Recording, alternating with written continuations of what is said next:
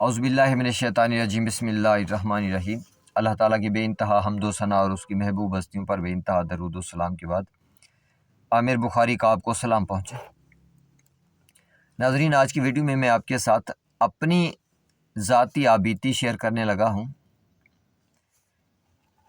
कि मैंने मौत को कैसा पाया है, क्योंकि अल्लाह ताला मुख्तलिफ़ निशानियों के ज़रिए, मुख्तलिफ़ आयात के ज़रिए इंसान को मुख्तलिफ़ हक़ाइक़ से आगाह करते रहते हैं। ये और बात है कि हम रोज़ाना खुदा की कितनी आयात पर से ब्लाइंडली गुज़र जाते हैं और उन पर गौर नहीं करते। वैसे भी ये इंसान की तारीख़ के हवाले से मैंने जो सीरीज़ शुरू की हुई है और उसकी ये 5वीं वीडियो है, जिसमें मैं आपको बता चुका कि इंसान जो है, इंसान की ज़ात 3 मेन फैक्टर्स पे मुश्तमिल है। हमारा जिस्म, इसमें मौजूद रूह जो इसको ज़िंदा रखती है, और इसमें मौजूद हम यानी मैं, जो असल इंसान है जिसको हम नफ्स कहते हैं। ये 3 फैक्टर्स हैं।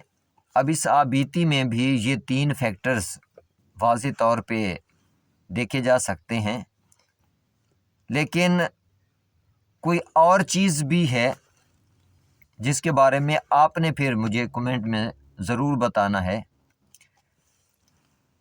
चलें वीडियो शुरू करते हैं। देखिए, मार्च का महीना था, बिल्कुल फ्रेश मौसम, ताज़ा आबो हवा।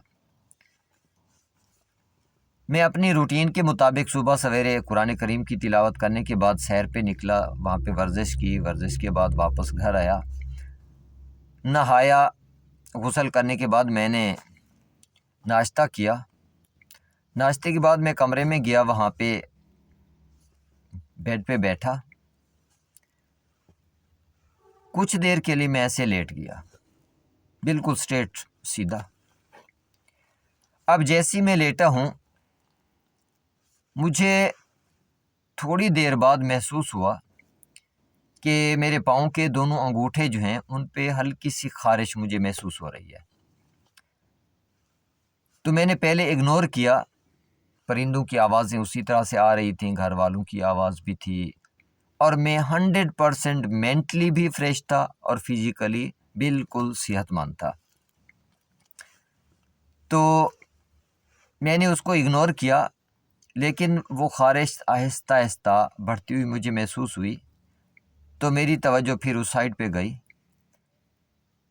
मैंने कोशिश की कि चलो अपने एक अंगूठे से दूसरे अंगूठे को मसल लेता हूँ, मे भी ब्लड सर्कुलेशन का कोई मसला आ रहा हो या वैसे कोई खारिश होगी, ठीक है, हो जाएगी अभी। मैं हैरान उस वक्त हुआ जब मैं अपने पाँव को हरकत देने की कोशिश करता हूँ, लेकिन मेरा पाँव हरकत कर ही नहीं रहा। एग्जैक्ट ऐसे जैसे ये पाँव मेरी बात नहीं मान रहा। फिर मैं मुकम्मल तौर पे उधर फोकस करने लगा कि ये मेरा पाँव क्यों हरकत नहीं कर रहा, ये मेरी बात क्यों नहीं मान रहा। अब मैं उधर सोच रहा हूँ और मजाक जैसे होता है, खेलना मैंने शुरू कर दिया अपने पाँव के साथ, कि अपनी तरफ से पूरा ज़ोर लगा रहा हूँ कि मेरा पाँव हरकत करे, लेकिन वो हरकत नहीं कर रहा। तो ये एक गेम सी बन गई मेरे लिए, एक खेल सा बन गया, तमाशा बन गया कि मैं ज़ोर लगाता हूँ पाँव को हरकत देने के लिए, लेकिन मेरा पाँव हरकत नहीं करता। मैं सोच रहा हूँ कि अंगूठे को हरकत दूँ, अंगूठा हरकत नहीं करता। पाँव की उंगलियों के लिए सोचता हूँ कि अच्छा उनको मैं हरकत दे के देखता हूँ, नहीं होता। अब मेरी तवज्जो पाँव की तरफ फिर उस वक्त गई जब दोनों अंगूठे भी सुन हो चुके, मेरे दोनों पाँव मुकम्मल तौर पे उस वक्त तक सुन हो चुके थे। अब मैंने फिर कोशिश की कि दोनों पाँव जो हैं वो एक दूसरे पे मसल के ब्लड सर्कुलेशन को नॉर्मल कर देता हूँ, तो खारिश ख़त्म हो जाएगी। लेकिन मैं हैरान हूँ, मैं फिर से तवज्जो उस साइड पे मसल्स की तरफ, मूवमेंट की तरफ, और खेल रहा हूँ कि पाँव को हरकत दूँ। इसके बाद मैंने कोशिश की कि टांगों को अच्छा ऊपर कर लेता हूँ मैं। अब मेरी तवज्जो उस साइड पे मुकम्मल तौर पे कि मैं टांगों को अपनी तरफ खींचने की कोशिश कर रहा हूँ कि मैं بینڈ کر لوں اپنے نیز کو اور پھر ہاتھوں کے ساتھ میں خارج کر لوں گا۔ اب توجہ اس سائڈ پہ ہے، پھر مجھے محسوس ہوا کہ اب میری ٹانگیں جو ہیں دونوں گھٹنوں تک سن ہو چکی ہیں۔ جب ادھر میری توجہ ہوئی تو میں نے تھوڑا فوکس کیا کہ یہ مسئلہ کیا ہے۔ مجھے ایگزیکٹ ایسا لگا جیسے کہ 1 فٹ رکھ دیا جاتا ہے، یعنی 1 ملی میٹر تک کا ڈفرینس نہیں ہے، جیسے ایک بالکل برابر کا سایہ ہے اوپر کی طرف بڑھتا آ رہا ہے، اور جیسے جیسے وہ سایہ آگے کی طرف بڑھتا آ رہا ہے میرا جسم سن ہوتا جا رہا ہے، یعنی ذرا برابر بھی فرق نہیں ہے دونوں ٹانگوں کے یعنی پارٹس میں جہاں سے وہ سن ہوتی چلی جا رہی ہیں۔ اس کے بعد میں نے خود کوشش کی اٹھنے کی۔ اچھا میں نے کہا چلو خود اٹھ کے بیٹھتا ہوں اور دیکھتا ہوں کیا مسئلہ کیا ہے۔ اب میں اٹھنے کی کوشش کرتا ہوں، میرے مسلز ساتھ نہیں دے رہے، میرے جسم کا کوئی پارٹ میری بات مان ہی نہیں رہا، جیسے یہ میرا جسم ہے ہی نہیں۔ اب میں پھر اس سائڈ پہ متوجہ ہو گیا، یعنی پھر اپنے جسم کے ساتھ اٹھنے کے حوالے سے میں کھیلنا شروع کر دیا میں نے، کہ کوشش کرتا ہوں اچھا ایسے اٹھنے کی، نہیں اٹھ سکتا۔ سائڈ چینج کرنے کی میں نے کوشش کی، ذرا برابر بھی نہیں ہل سکتا، جس میں کوئی درد نہیں ہے، مینٹلی 100% فریش۔ اس سے آپ خود اندازہ لگا سکتے ہیں کہ میں کھیل رہا ہوں، اس کو مذاق سمجھ رہا ہوں، مذاق کے طور پہ لے رہا ہوں، یعنی اتنا مینٹلی فریش بھی ہوں، پریشانی بھی نہیں ہے اور اس کو اتنا سیریس بھی میں نہیں لے رہا، مذاق کر رہا ہوں اس چیز کے ساتھ۔ اس کے بعد میں نے کہا اچھا چلو ایسا کرتا ہوں کہ اب تو یہ میرے گھٹنوں سے اوپر تک آ گئی ہے یہ سن ہونے والا مسئلہ، اب میں اپنے ہاتھوں کے ساتھ خارج کر لیتا ہوں، پاؤں کو، ٹانگوں کو مسل لیتا ہوں۔ تو پھر میری توجہ اپنے ہاتھوں کی طرف، بازو کی طرف چلی گئی۔ اب میں کوشش کر رہا ہوں کہ ہاتھوں کو حرکت دوں، انگلیوں کو حرکت دوں، نہیں دے سکتا۔ اس کے بعد پھر میں نے محسوس کیا کہ مسلسل وہ سایہ اوپر کی طرف جیسے بڑھتا آ رہا ہے اور میرا جسم سن ہوتا چلا جا رہا ہے۔ اب میری ٹانگیں تقریباً سن ہو چکی تھیں، تو میں نے کہا اچھا چلو گھر والوں کو بلاتا ہوں، پانی مانگ لیتا ہوں، پانی پی کے فریش ہو جاؤں گا۔ اب میں نے کوشش کی بلانے کی، لیکن میری زبان بھی آج میری بات نہیں مان رہی تھی، وہ کسی اور کے قبضہ قدرت میں تھی۔ میں حیران ہوا کہ یہ وہی زبان ہے، ابھی میں اس سے باتیں کرتا رہا ہوں، ابھی انہی ہاتھوں کے ساتھ میں کام کرتا رہا ہوں، میں نے کھانا کھایا ہے، ابھی میں فریش تھا، ابھی میری ٹانگیں میری بات مان رہی تھی، اب میرا جسم، یار تجھے کیا ہو گیا؟ میں اپنے آپ سے باتیں کرنے لگا، اپنی ان اعضاء سے باتیں کرنے لگا کہ یار آپ میری بات کیوں نہیں مانتے؟ کیا ہو گیا ہے تمہیں؟ یعنی مذاق کر رہا ہوں اپنے جسم کے اعضاء کے ساتھ۔ اس کے بعد میں نے کہا اچھا چلو، یہ میں یعنی سوچ رہا تھا کہ کیا میں ہونٹ بھی ہلا سکتا ہوں کہ نہیں، یعنی اب مجھے کنفرم ہو چکا تھا کہ میرے جسم کا کوئی حصہ میری بات نہیں مان رہا، میرے کنٹرول میں نہیں ہے۔ اب میں نے ہونٹوں کو حرکت دینے کی کوشش کی، جرات ہی نہیں ہے، اپنی طرف سے میں پورا زور بھی لگا رہا ہوں، ہونٹوں کو حرکت دینے کی، نہیں کر رہا، بالکل حرکت نہیں ہو رہی۔ اس کے بعد اچھا میں نے کہا چلو ایسا کرتا ہوں، میں دیکھتا ہوں میں اپنی آنکھوں کو بھی چپکا سکتا ہوں، پلکوں کو چپکا سکتا ہوں کہ نہیں، آنکھوں کو حرکت دے سکتا ہوں کہ نہیں، یعنی وہی کھیل، مسلسل مذاق اور کھیل۔ تو میں نے پورا زور لگایا، میری پلکیں اپنی جگہ سے ہلنے کا نام ہی نہیں لے رہی، پورا زور باڈی کا، جسم کا جیسے انسان لگاتا ہے کہ میں اپنی پلکوں کو حرکت دے سکوں، نہیں ہو رہا۔ جب مجھے کنفرم ہو گیا کہ میرے جسم کا ایک بال بھی آج میری بات نہیں ماننے والا، تو اس وقت میرے ذہن میں فوراً ایک خیال آیا، میں نے کہا یار کیا یہ موت تو نہیں ہے؟ جیسے ہی میں نے موت کے بارے میں سوچا کہ میرا جسم میری نہیں مان رہا، تو آخر وجہ کیا ہے؟ کیا یہ میری موت ہے؟ تو فوراً میں نے جب توجہ کی ٹانگوں کی طرف، میری ٹانگیں مکمل طور پہ سن ہو چکی تھیں اور وہ سایہ مسلسل آگے کی طرف بڑھتا آ رہا ہے اسی سپیڈ میں۔ اب کیونکہ آپ اچھی طرح جانتے ہیں جب انسان کا جسم یا ٹانگیں بیٹھے بیٹھے کہیں پہ سن ہو جاتی ہیں، جو ایگزیکٹ انسان فیل کرتا ہے، میں وہی کچھ فیل کر رہا ہوں، میری دونوں ٹانگوں میں وہی کچھ ہلکا پین سمجھ لیں یا سن ہونے کی جو کیفیت ہوتی ہے ایگزیکٹ وہی میں فیل کر رہا ہوں۔ تو جیسے ہی میں نے وہ تھوڑی جو اذیت ہوتی ہے سن ہونے کی اس کو فیل کیا اپنے جسم میں، اپنی دونوں ٹانگوں میں، اپنے اس جسم کے حصے تک جہاں تک میں سن ہو چکا تھا، تو فوراً میرے ذہن میں ایک اور بات آئی، میرے من سے ایک اور چیز نکلی، ایک ہی آواز نکلی جس نے میری زندگی کو بدل کے رکھ دیا۔ اور وہ آواز کیا تھی؟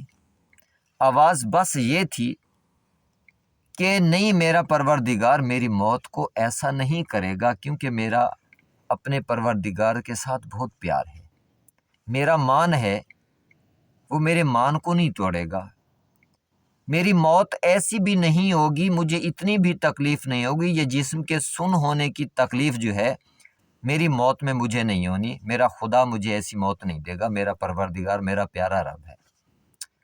فقط یہی چیز میرے ذہن میں آئی، اور لائٹ سے بھی زیادہ سپیڈ کے ساتھ وہ جو سایہ تھا وہ میرے اوپر سے جیسے ہٹا ہو، اور 100% میں ریلیکس ہو کے اٹھ بیٹھا دیکھ رہا تھا ادھر ادھر۔ اب پریشان میں پہلے بھی نہیں تھا، لیکن وہ کیا چیز تھی کہ جو میرے جسم کا کنٹرول سنبھالے ہوئے تھی، اپنی طاقت کے باوجود، اپنے پورے زور کے باوجود میں اس کو کنٹرول نہیں کر پایا۔ اس وقت یہ میرا جسم میرا نہیں لگتا تھا، مجھے اچھی طرح یاد ہے کہ میں محسوس کر سکتا ہوں کہ انسان کا جسم انسان کی جب نہ مانے تو کیا ہوتا ہے، جب کسی اور کے قبضہ قدرت میں ہو تو کیا ہوتا ہے، اور میں محسوس کر سکتا ہوں اس ذات کی طاقت کو، وہ تھا کیا نہیں پتا،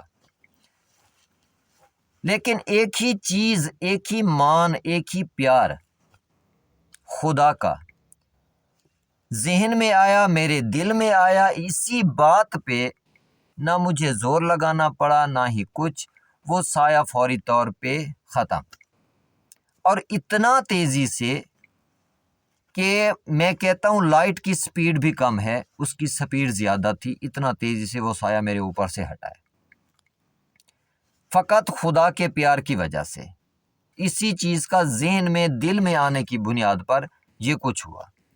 اب دیکھیں، نیچرلی اگر ہم دیکھتے ہیں، فزیکلی یہ ریئلٹی ہے کہ اگر ہمارے ٹانگیں سن ہو جاتی ہیں بلڈ سرکولیشن کے رکنے کی وجہ سے، تو ان کو دوبارہ سے ریسٹور ہونے میں، اپنی نارمل کنڈیشن میں آنے میں ٹائم لگتا ہے۔ تو اس کا مطلب ہے یہ ایسی کیا چیز تھی کہ جو میری ذات پہ کنٹرول کیے ہوئی تھی، میرا کوئی بھی عضو میری نہیں مان رہا تھا، وہ میرا جسم میرا لگتا ہی نہیں تھا۔